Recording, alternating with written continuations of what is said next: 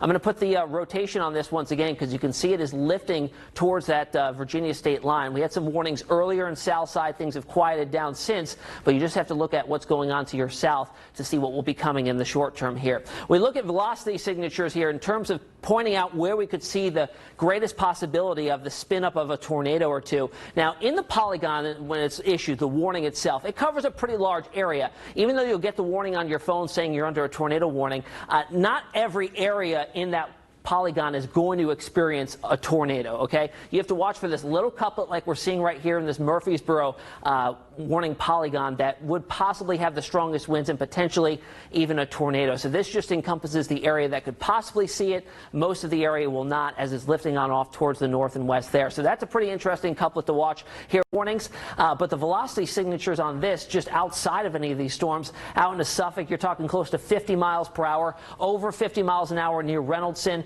near Gatesville, 55 miles an hour, Joppa area right now, 70 miles per hour. Now, I want to preface that number with letting you know that that's extraordinarily far from the radar site out in Wakefield. So this is taking a sampling higher up in the atmosphere. The radar beam shoots out at a little bit of an angle to account for elevation and any geography. So that's sampling at a little bit higher aloft. Certainly, that's possible to get down to the ground in some of these thunderstorms with a heavy downpour that'll suppress that very strong wind down to the ground. So it's possible there, but that's interesting to see so far that far out from that storm center. We're seeing